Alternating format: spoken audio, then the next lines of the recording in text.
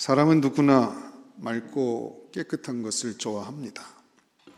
깊은 산골짜기에 흐르는 맑은 시냇물을 보면 마음이 평안해지고 기분이 참 좋습니다. 풀밭에 누워 구름 한 점 없는 하늘을 바라보면 마치 갓 틀은 솜이불을 덮은 것처럼 포근하고 좋습니다. 그런데 안타깝게도 세상은 점점 오염되어 가고 있습니다. 대기 오염, 수질 오염, 쓰레기 처리가 고민인 시대가 되어버렸습니다. 나라의 환경을 관리하는 부처까지 생겼지만 역부족입니다. 마음 놓고 공기를 마시거나 물을 마시기 힘들 정도로 심각합니다. 그래서 수돗물조차 믿을 수가 없어서 집집마다 정수기를 달고 물을 대먹는 모습을 봅니다. 심지어 공기까지 이제는 캐나다 담아 파는 시대가 되어버린 것입니다. 그런데 대기 오염이나 이 수질 오염보다 더 심각한 것이 있습니다. 그것은 인간의 마음, 심령의 오염입니다. 인간 세상이 점점 각박해지고 살기 어려워지는 이유가 바로 여기에 있습니다. 분명히 옛날보다 소득 수준도 높아졌고 문화 수준이나 학력도 높아졌는데도 고스트레스 사회가 되어가고 있습니다. 그 이유는 다름 아닌 심령의 오염 현상 때문입니다. 죄와 욕심으로 가득한 마음으로 살다 보니까 갈등도 많고 불안해지는 것입니다. 오늘 예수님이 주시는 팔복 6번째 말씀은 그런 점에서 얼마나 소중한 진리인 줄 모릅니다. 마음이 청결한 자는 복이 있나니. 세상은 온통 행복이 외부적인 조건에 있는 것처럼 떠들어댔지만 우리 주님은 행복이 마음에 있음을 천명하고 계십니다. 바로 여기에 세상이 가르쳐주지 않는 행복의 길이 열려 있습니다. 그래서 주님은 제자들에게 하나님 나라의 백성들이 가져야 될 6번째 성품으로 마음이 청결한 자, 마음이 깨끗함을 꼽았습니다. 본문 8절의 말씀을 우리 같이 한번 읽어보겠습니다. 읽으면서 여러분 마음 가운데 좀 새겼으면 좋겠습니다. 8절 말씀 같이 합독합니다. 시작. 마음이 청결한 자는 복이 있나니 그들이 하나님을 볼 것이며. 여기 보면 마음이 청결한 자가 하나님을 볼 수 있다고 말합니다. 우리가 알다시피 원래 하나님은 눈에 보이지 않습니다. 영이시기 때문입니다. 그러나 마음이 청결한 사람, 깨끗한 마음을 가진 사람은 하나님을 볼 수 있다고 본문은 말합니다. 마음이 더러운 사람, 마음이 병들거나 오염된 사람은 하나님을 볼 수 없습니다. 거울도 먼지가 끼거나 깨지거나 너무 오래되면 우리의 얼굴이 잘 보이지 않습니다. 마찬가지로 우리의 마음이 깨끗하지 못하면 하나님을 볼 수 없습니다. 사랑하는 성도 여러분, 우리는 죄가 마음을 더럽게 한다는 사실을 경험적으로 잘 알고 있습니다. 본래 하나님이 인간을 창조하실 때는 그 마음이 청결했습니다. 적어도 아담이 범죄하고 타락하기 전 에덴 동산에서 인간은 순수한 마음을 갖고 있었습니다. 그런데 인간이 범죄하면서 그 마음이 오염되었고 변질된 것입니다. 그래서 더럽고 추하게 되어버렸습니다. 시편 14편 1절과 3절에 보면 어리석은 자는 그의 마음에 이르기를 하나님이 없다 하는도다. 그들은 부패하고 그 행실이 가증하니 선을 행하는 자가 없도다. 다 치우쳐 함께 더러운 자가 되고 선을 행하는 자가 없으니 하나도 없도다. 예레미야 17장 9절은 이렇게 말씀합니다. 만물보다 거짓되고 심히 부패한 것은 마음이라. 프랑스의 문인이며 노벨 문학상을 수상자이기도 한 프랑스와 모리아크의 독사의 또아리라는 소설이 있습니다. 그 제목이 상징하는 바는 죄악과 탐욕이 가득한 인간의 마음입니다. 독사가 또아리를 들고 고개를 치켜든 채 혀를 날름거리는 모습을 상상해 보십시오. 그게 바로 인간의 마음이라는 것입니다. 남을 미워해 보십시오. 마음이 침침해지고 그렇게 되면 하나님이 점점 희미하게 보입니다. 증오를 가지고 그 사람을 대해 보십시오. 용서하지 못하고 마음속에 계속 미움의 불길이 타오르면 그 마음의 눈은 어두워집니다. 그렇게 되면 하나님이 보이지 않습니다. 음욕을 품어 보십시오. 잘생긴 여자를 볼 때마다 이상한 생각을 해보십시오. 벌써 마음이 더러워지는 것입니다. 그렇게 되면 누가 보이지 않는다고요? 그렇습니다. 하나님이 안 보입니다. 아무리 하나님을 믿는다고 하고 교회 출석을 해도 마음이 더러워지면 하나님을 볼 수 없습니다. 거짓말을 함부로 해보십시오. 하나님을 옆에 두고도 못 봅니다. 마음이 더러워졌기 때문에 그렇습니다. 그러므로 우리는 왜 하나님이 나에게는 나타나지 않느냐? 왜 하나님은 나를 만나주지 않고 내 기도에 응답하지 않는가 하고 불평할 것이 아니라 먼저 청결한 마음을 소유해야 하는 것입니다. 사실 성경의 가장 중요한 주제 중에 하나가 바로 어떻게 죄로 인해 타락한 인간이 거룩한 하나님을 만날 수 있느냐 하는 것입니다. 죄로 인해 타락한 인간이 하나님을 만날 수 있다는 것이 복음이고 성경이 말하려는 핵심적인 메시지입니다. 성경은 하나님을 만나는 길을 기록한 책입니다. 여러분들은 하나님을 보고 만난 경험이 있습니까? 정말 한 사람이 하나님을 보게 된다면 그 사람은 그의 삶이 변화되고 말 것입니다. 성경은 죄인인 인간이 하나님을 만나는 이야기로 가득 차 있습니다. 그렇다면 마음이 청결한 자란 어떤 사람을 말할까요? 하나님을 만날 수 있는 사람, 부패한 세상을 살릴 수 있는 청결한 사람이란 어떤 사람을 가리킬까요? 오늘 본문에서 마음이 청결하다는 말이 무슨 의미인지를 우리는 먼저 알아야 됩니다. 본문에 나오는 이 청결이라는 단어는 헬라어로 카타로스라고 합니다. 이 카타로스라고 하는 단어는 흠이 없고 이물질이 없는 순수한 것을 가리킵니다. 잘 세탁된 깨끗한 옷, 견화 쭉정이를 깨끗이 제거한 순수한 알곡, 다른 불순물이 전혀 들어가지 않은 우유 또는 포도주를 말할 때 사용되는 단어입니다. 현대 심리학에서 사용하는 카타르시스라는 단어는 바로 이 카타로스라는 데서 왔습니다. 이 말은 마음이나 감정 속에 쌓여있는 중압감과 상처 등을 깨끗이 제거하고 씻어버리는 것을 뜻합니다. 그렇기 때문에 이 카타로스라는 단어는 순수하다, 청결하다, 깨끗하다라는 뜻을 갖고 있습니다. 또 이 말은 도덕적으로 흠이 없는 사람, 바른 행동을 하는 사람, 또 마음이 순수한 사람을 가리키기도 합니다. 주님은 마태복음 18장 3절에서 너희가 돌이켜 어린아이같이 되지 아니하면 결단코 천국에 들어가지 못하리라고 말씀하셨습니다. 어린아이같이 되라는 것은 순수한 마음을 가지라는 것입니다. 어린아이들은 아직 세상의 악함, 더러운 죄에 깊이 빠지지 않았습니다. 그래서 말하는 것이 꾸밈이 없습니다. 앞뒤를 재고 말하지 않습니다.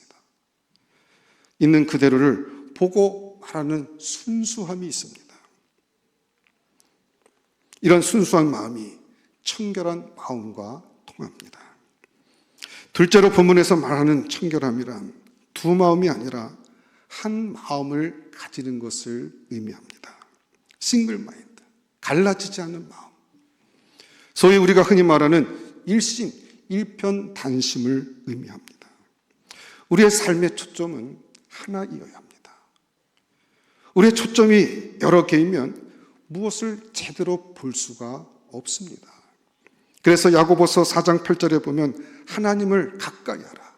그러면 너희를 가까이 하시리라. 죄인들아 손을 깨끗이 하라. 두 마음을 품은 자들아 마음을 성결하게 하라 라고 말씀하셨습니다. 불결함, 더러움은 언제나 두 마음에서 비롯됩니다.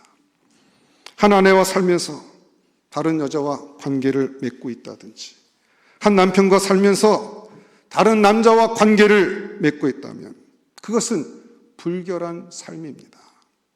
그런데 불행하게도 우리들의 마음은 매우 복잡하고 추해졌습니다.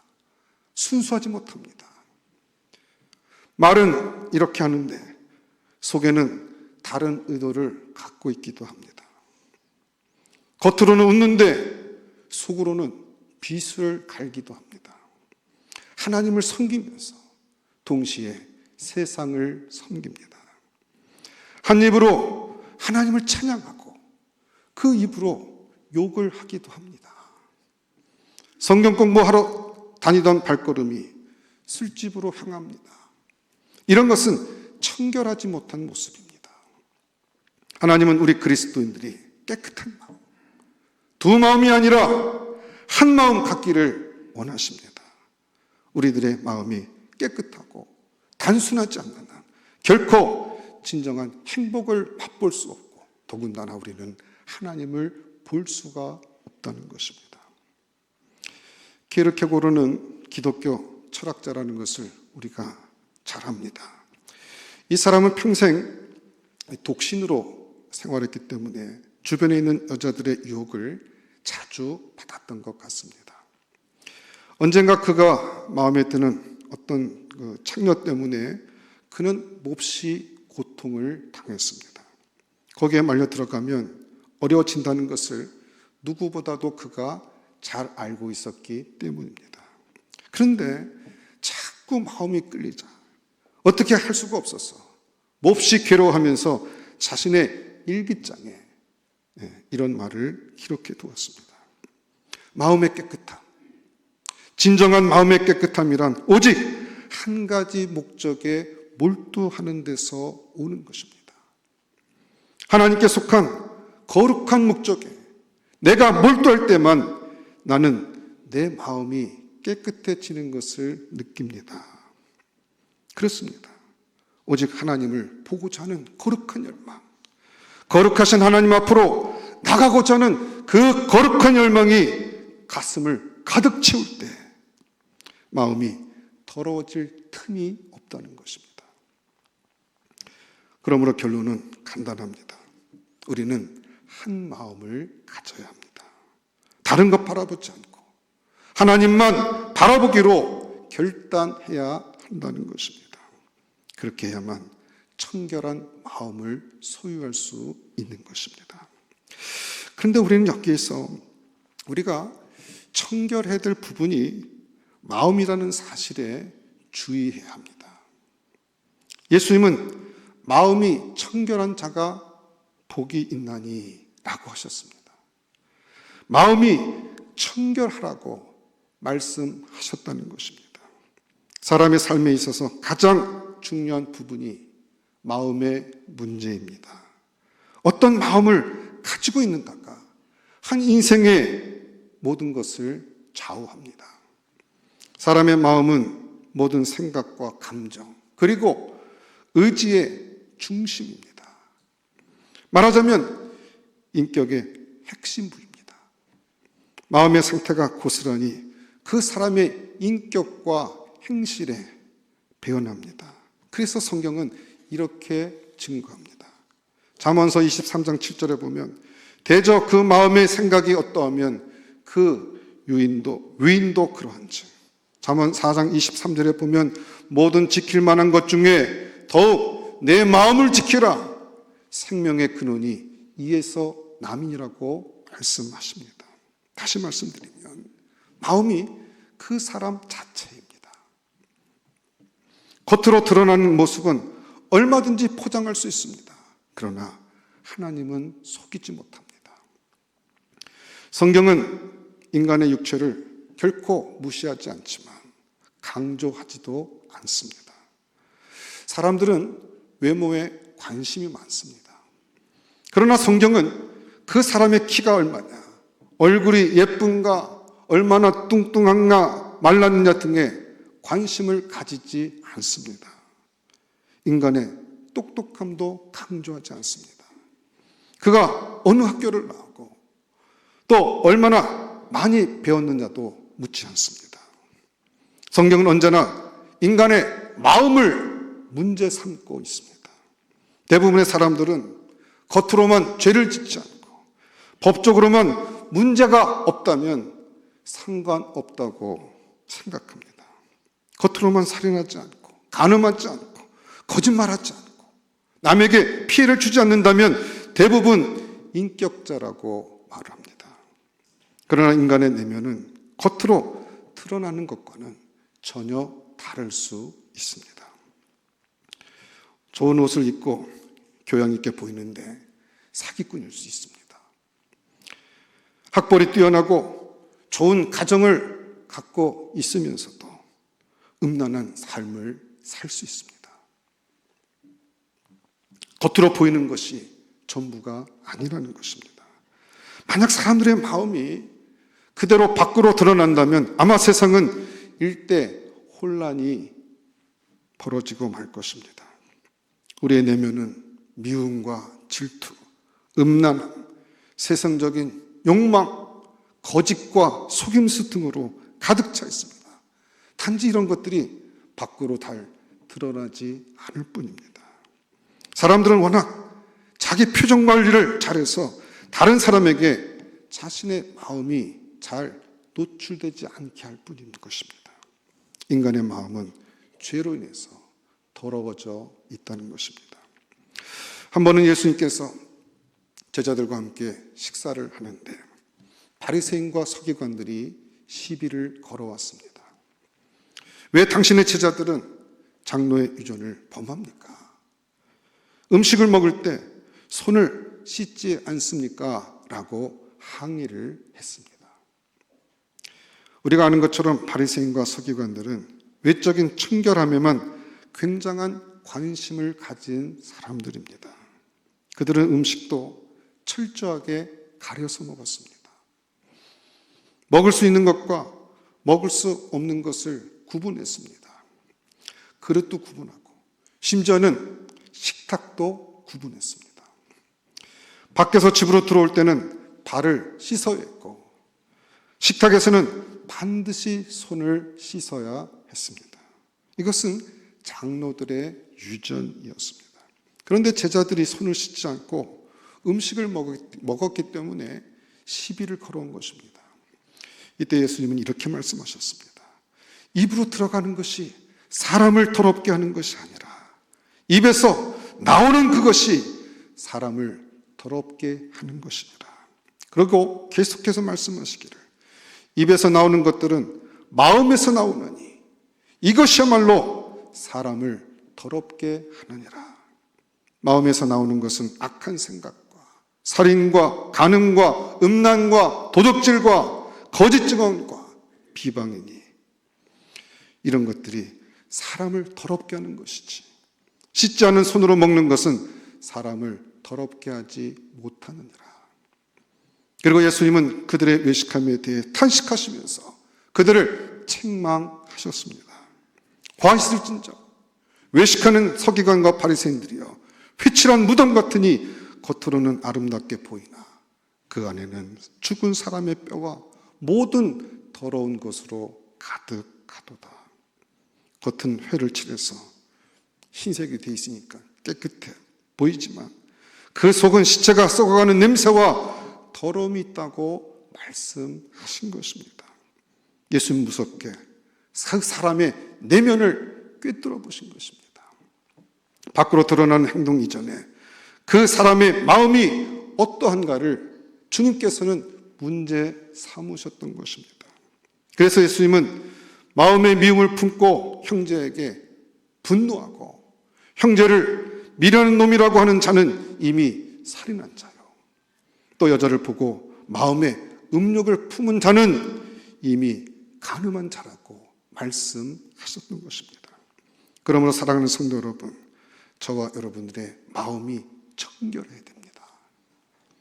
마음의 중심이 깨끗해지는 것이 우리 신앙과 주 앞에 나갈 때 우리 마음의 중심에 원하는 소원, 그것은 바로 하나님 앞에 깨끗하고 정결한 마음을 갖는 것입니다. 자, 그렇다면 죄로 이미 더러워진 마음을 어떻게 청결하게 할 수 있겠습니까? 더러워진 옷은 세탁기에 집어넣고 돌리면 됩니다. 그러나 더러워진 인간의 마음은 어떻게 해야 청결해질 수가 있겠습니까? 셰익스피어의 소설 중에 맥베드라는 소설이 있는데 여기에 보면 이런 이야기가 소개되고 있습니다. 맥베드가 왕을 죽이고 자기가 왕이 되었습니다. 그런데 문제는 아무리 손을 씻고 증거를 인멸해도 마음속에 있는 살인죄는 없어지지가 않는 것이었습니다.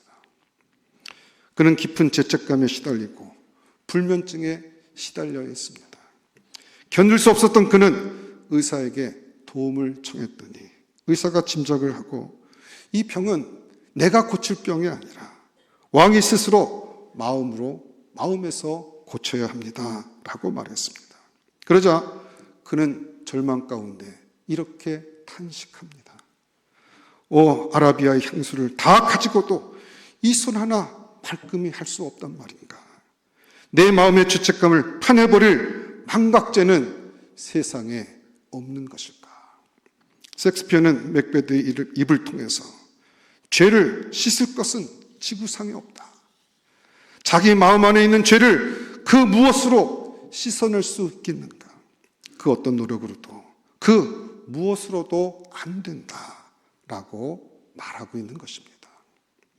그리고 그는 맥베드를 통해 그렇다면 이 죄를 씻을 수 있는 것은 무엇이냐고 진지하게 묻고 있는 것입니다. 무엇으로 인간의 영혼, 인간의 마음의 더러움을 씻을 수 있겠습니까? 답은 너무나 분명합니다. 그것은 바로 예수 그리스도의 십자가 피밖에 없습니다. 언젠가 TV에서 이 웅담의 효능을 대해서 강의하는 것을 듣고 본 적이 있는데 먹물을 가득 담은 컵을 놓고 이 고매 쓸개를 조금씩 잘라서 접시에 놓고는 먹물에다가 그 웅담 조각을 하나씩 넣어서 이렇게 저으니까 웅담이 그 검은 먹물을 흡수하기 시작하더니 얼마 안 돼요. 컵에 물이 맑게 드는 것을 보았습니다. 참 신기한 일이 아닐 수 없었습니다.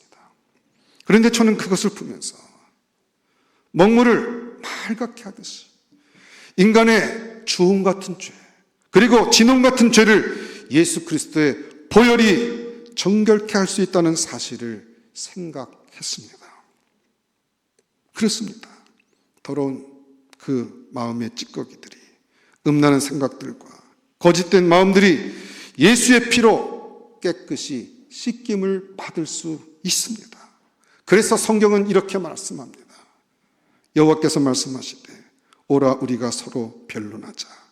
너의 죄가 주홍 같을지라도 눈과 같이 희어질 것이요 진홍같이 붉을지라도 양털같이 희게 되리라.